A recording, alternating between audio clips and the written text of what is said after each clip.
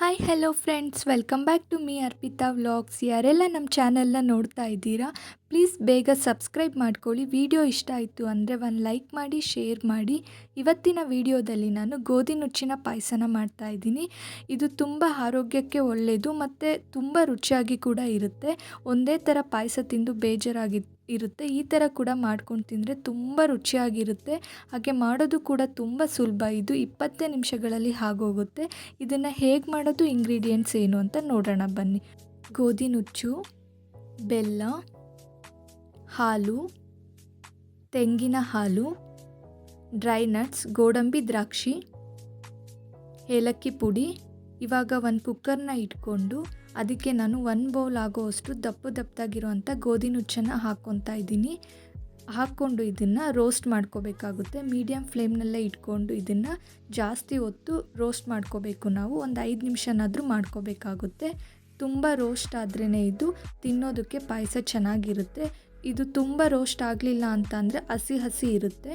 ನೋಡ್ತಾ ಇದ್ದೀರಾ, ಕಲರ್ ಕೂಡ ಚೇಂಜ್ ಆಗಿದೆ. ಒಂದು 5 ನಿಮಿಷಗಳ ಕಾಲನಾದರೂ ಇದನ್ನು ನೀಟಾಗಿ ನಾವು ಹುರ್ಕೋಬೇಕಾಗುತ್ತೆ. ಇವಾಗ ನೋಡಿ, ಫುಲ್ಲು ಕಲರ್ ಚೇಂಜ್ ಆಗಿದೆ. ಆಲ್ಮೋಸ್ಟ್ ಇದು ಇವಾಗ ರೋಸ್ಟ್ ಆಗಿದೆ.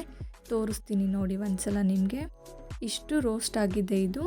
ಇವಾಗ ಇದಕ್ಕೆ ನಾನು ನೀರನ್ನು ಸೇರಿಸ್ಕೊತಾ ಇದ್ದೀನಿ. ಇವಾಗ ಇದನ್ನು ನೀಟಾಗಿ 1-2 ಸಲ ವಾಶ್ ಮಾಡ್ಕೋಬೇಕಾಗುತ್ತೆ. ಬಿಸಿ ಇರುತ್ತೆ, ಹಾಗಾಗಿ ನಾನು ಸ್ಪೂನ್ನಲ್ಲಿ ತಿರುಗಿಸ್ಕೊತಾ ಇದ್ದೀನಿ. ಇವಾಗ ಕೈನಲ್ಲಿ ಒಂದು ಸಲ ನೀಟಾಗಿ ಇದನ್ನು ಈ ಥರ ಹಿಂಡ್ಕೊಂಡು ವಾಶ್ ಮಾಡ್ಕೊತಾ ಇದ್ದೀನಿ. ಇವಾಗ ವಾಶ್ ಮಾಡಿ ಆಯಿತು. ಇದಕ್ಕೆ ಇವಾಗ ನೀರನ್ನು ಸೇರಿಸ್ಕೊತಾ ಇದ್ದೀನಿ. 3 ವಿಷಲ್ ಕೂಗಿಸ್ಕೋಬೇಕಾಗುತ್ತೆ.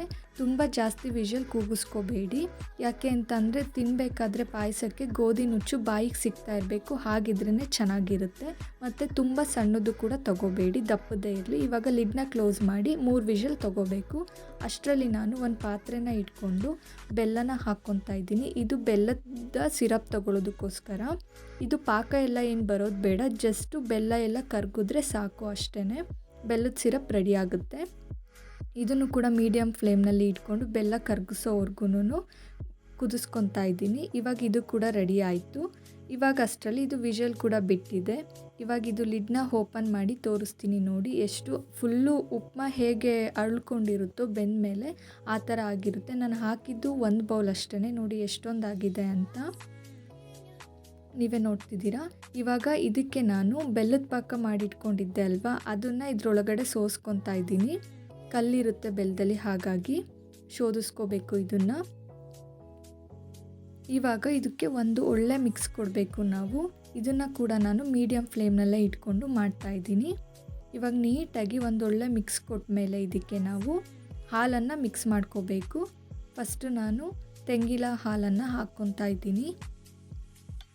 ತೆಂಗಿನಕಾಯಿನ ಕೂಡ ಡೈರೆಕ್ಟಾಗಿ ರುಬ್ಬಿ ಹಾಕ್ಕೋಬೋದು, ಬಟ್ ತೆಂಗಿನ ಹಾಲನ್ನ ಹಾಕಿದ್ರೆ ರುಚಿ ಚೆನ್ನಾಗಿರುತ್ತೆ ಮತ್ತು ಕ್ರೀಮಿಯಾಗಿ ಬರುತ್ತೆ ಪಾಯಸ. ಹಾಗಾಗಿ ನಾನು ತೆಂಗಿನ ಹಾಲನ್ನ ಬಳಸ್ತಾ ಇದ್ದೀನಿ. ಇವಾಗ ಇದನ್ನು ಹಾಕ್ಕೊಂಡು ನೀಟಾಗಿ ಒಂದೊಳ್ಳೆ ಮಿಕ್ಸ್ ಕೊಡ್ತಾ ಇದ್ದೀನಿ. ಇವಾಗ ನಾನು ಮತ್ತೆ ಹಾಲನ್ನು ಹಾಕ್ತಾ ಇದ್ದೀನಿ. ಹಸುವಿನ ಹಾಲನ್ನ ಸೇರಿಸ್ಕೊತಾ ಇದ್ದೀನಿ. 1 ಗ್ಲಾಸ್ ತೊಗೊಂಡಿದ್ದೀನಿ, ಅದನ್ನು ಕೂಡ. ಇವಾಗ ಇದನ್ನು ಹಾಕ್ಕೊಂಡು ನೀಟಾಗಿ ಮಿಕ್ಸ್ ಮಾಡ್ಕೋಬೇಕು. ತುಂಬ ತೆಳುವಾಯಿತು ಅಂತ ಏನೋ ಅಂದ್ಕೋಬೇಡಿ, ಯಾಕೆಂದರೆ ಇದು ಚೆನ್ನಾಗಿ ಕುದ್ದ ಮೇಲೆ ತುಂಬ ಹಾರಿದ ಮೇಲೆ ಗಟ್ಟಿ ಆಗುತ್ತೆ. ಹಾಗಾಗಿ ಮಾಡುವಾಗ ನಾವು ಇದನ್ನು ತೆಳುವಾಗೆ ಮಾಡ್ಕೋಬೇಕು. ಇವಾಗ ಇದು ಕುದಿ ಬರ್ತಾ ಇದೆ, ನೋಡ್ತಾ ಇದ್ದೀರಾ. ಸ್ವಲ್ಪ ಒಂದು 5-10 ನಿಮಿಷ ಕುದಿ ಬಂದರೆ ಸಾಕು, ಇದು ಆಗಿದೆ ಅಂತ ಅರ್ಥ. ಇವಾಗ ಇದಕ್ಕೆ ನಾನು ಏಲಕ್ಕಿ ಪುಡಿನ ಸೇರಿಸ್ಕೊತಾ ಇದ್ದೀನಿ. ಫ್ಲೇವರ್ಗೋಸ್ಕರ ಹಾಕಿದ್ರೆ ತುಂಬ ಚೆನ್ನಾಗಿರುತ್ತೆ. ಇವಾಗ ಇನ್ನೊಂದು ಸಲ ಮಿಕ್ಸ್ ಮಾಡ್ತಾ ಇದ್ದೀನಿ. ಇವಾಗ ಪಾಯಸ ರೆಡಿಯಾಗಿದೆ. ನೋಡ್ತಾ ಇದ್ದೀರಾ ಎಷ್ಟು ಕ್ರೀಮಿಯಾಗಿ ಕಾಣಿಸ್ತಿದೆ ಅಂತ. ಇಷ್ಟೇ ತೆಳು ಇರಬೇಕು. ಇದು ಆರ್ಕೊಂಡ್ಮೇಲೆ ಇನ್ನೂ ಗಟ್ಟಿ ಆಗುತ್ತೆ. ಹಾಗಾಗಿ ಇವಾಗ ಇದಕ್ಕೆ ನಾನು ಡ್ರೈ ನಟ್ಸ್ನ, ಗೋಡಂಬಿ ಮತ್ತು ದ್ರಾಕ್ಷಿನ ತುಪ್ಪದಲ್ಲಿ ಹುರ್ಕೊಂಡಿದ್ದೆ.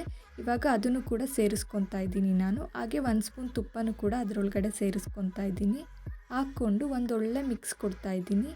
ಇವಾಗ ನೋಡಿದ್ರಿ ಅಲ್ವಾ, ಗೋಧಿ ನುಚ್ಚಿನ ಪಾಯಸ ರೆಡಿಯಾಗಿದೆ ಸರ್ವ್ ಮಾಡೋದಕ್ಕೆ.